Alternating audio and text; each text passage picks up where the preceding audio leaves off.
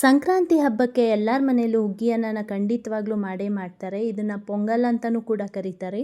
ನಾನು 2 ಪೊಂಗಲ್ಲು ಮಾಡೋದನ್ನ ಹೇಳ್ಕೊಡ್ತಾ ಇದ್ದೀನಿ. ಮೊದಲನೇದಾಗಿ ಖಾರದ ಪೊಂಗಲ್ ಹೇಗೆ ಮಾಡೋದು ಅಂತ ಹೇಳ್ಕೊಡ್ತಾ ಇದ್ದೀನಿ. ಮೊದಲಿಗೆ ಒಂದು ಕುಕ್ಕರ್ಗೆ ಎಣ್ಣೆನ ಹಾಕಿ ಸಾಸಿವೆ ಸಿಡಿದ ನಂತರ ಒಂದು 2 ಟೀ ಸ್ಪೂನಷ್ಟು ಕಡಲೆಬೇಳೆನ ಹಾಕಿ ಹುರ್ಕೊತಾ ಇದ್ದೀನಿ. ಇದು ಗೋಲ್ಡನ್ ಬ್ರೌನ್ ಬಂದ ಕೂಡಲೇ 1 ಟೀ ಸ್ಪೂನಷ್ಟು ಜೀರಿಗೆ, 1 ಟೀ ಸ್ಪೂನಷ್ಟು ಮೆಣಸು ಮತ್ತು ಹಿಂಗನ್ನ ಹಾಕಿ ಚೆನ್ನಾಗಿ ಬಾಡಿಸ್ಕೊತಾ ಇದ್ದೀನಿ. ನಿಮ್ಮ ಖಾರಕ್ಕೆ ಅನುಗುಣವಾಗಿ ಹಸಿಮೆಣಸಿನ್ಕಾಯಿನ ಹಾಕ್ಕೊಳ್ಳಿ. ನಾನು ಇಲ್ಲಿ ಒಂದು 4 ಹಸಿಮೆಣಸಿನ್ಕಾಯಿನ ಹಾಕ್ಕೊತಾ ಇದ್ದೀನಿ. ನಂತರ ಉದ್ದುದ್ದಕ್ಕೆ ಹೆಚ್ಚಿರುವಂಥ ಈರುಳ್ಳಿನ ಹಾಕಿ ಬಾಡಿಸ್ಕೊತಾ ಇದ್ದೀನಿ. ಈರುಳ್ಳಿ ಆಪ್ಷನಲ್, ನಿಮಗೆ ಬೇಕು ಅಂದರೆ ಹಾಕ್ಕೋಬೋದು, ಇಲ್ಲಾಂದರೆ ಸ್ಕಿಪ್ ಮಾಡ್ಬೋದು. ನಂತರ ತುರಿದ ಶುಂಠಿ 1 ಟೀ ಸ್ಪೂನಷ್ಟು ಹಾಕ್ಕೊಂಡು ನಾನು ಸಣ್ಣದಾಗಿ ಹೆಚ್ಚಿರುವಂಥ ಕರಿಬೇವಿನ ಸೊಪ್ಪನ್ನು ಕೂಡ ಹಾಕ್ಕೊಂಡು ಹುರಿದ್ಕೊತಾ ಇದ್ದೀನಿ. ನಾನು ಮುಂಚೆನೇ ಬೇಯಿಸಿಟ್ಟಿರುವಂಥ ಅವರೆಕಾಳನ್ನು ಕೂಡ ಹಾಕ್ಕೊಂಡು ಬಾಡಿಸ್ಕೊತಾ ಇದ್ದೀನಿ. ನಾನು ಮುಂಚೆನೇ ಹೆಸರುಬೇಳೆನ ಹುರಿದಿಟ್ಕೊಂಡಿದ್ದೆ.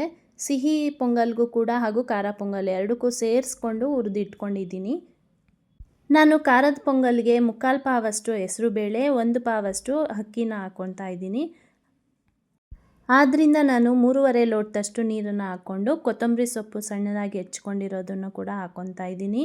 ನಂತರ ಉಪ್ಪು ಹಾಗೂ ಅರಿಶಿನ ಪುಡಿನ ಹಾಕ್ಕೊಂಡು ಮೊದಲೇ ಹುರಿದ್ಕೊಂಡಿರೋವಂಥ ಹೆಸರುಬೇಳೆನ 3/4 ಪಾವಷ್ಟು ಹಾಕ್ಕೊತಾ ಇದ್ದೀನಿ. ಈಗ 1 ಪಾವಷ್ಟು ನಾನು ಅಕ್ಕಿಯನ್ನು ತೊಳೆದುಕೊಂಡು ಹಾಕ್ಕೊತಾ ಇದ್ದೀನಿ. ನಾನು ಯಾವಾಗಲೂ ಕೂಡ ರಾಜಮುಡಿ ಅಕ್ಕಿಯನ್ನೇ ಉಪಯೋಗಿಸೋದು.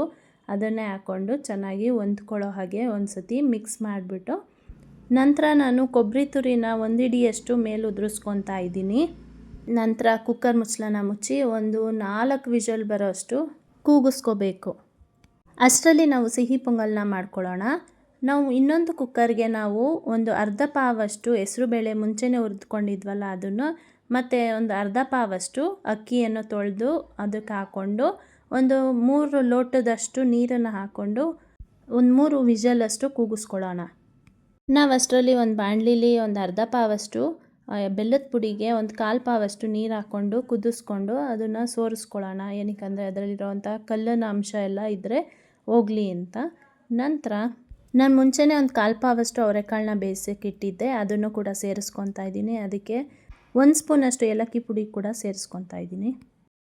ಅಷ್ಟೊತ್ತಲ್ಲಿ ಖಾರ ಪೊಂಗಲ್ ರೆಡಿಯಾಗಿತ್ತು. ಅದ್ರ ಮೇಲೆ ನಾನು ತುಪ್ಪ ಮತ್ತು ನಿಂಬೆಹಣ್ಣನ್ನು ಹಾಕ್ಕೊಂಡು ಮಿಕ್ಸ್ ಮಾಡ್ಕೊತಾ ಇದ್ದೀನಿ. ರುಚಿಯಾಗಿರೋ ಅಂಥ ಹಾಗೂ ಸಿಂಪಲ್ ಆಗಿರೋ ಅಂಥ ಖಾರ ಪೊಂಗಲ್ ರೆಡಿಯಾಗಿದೆ.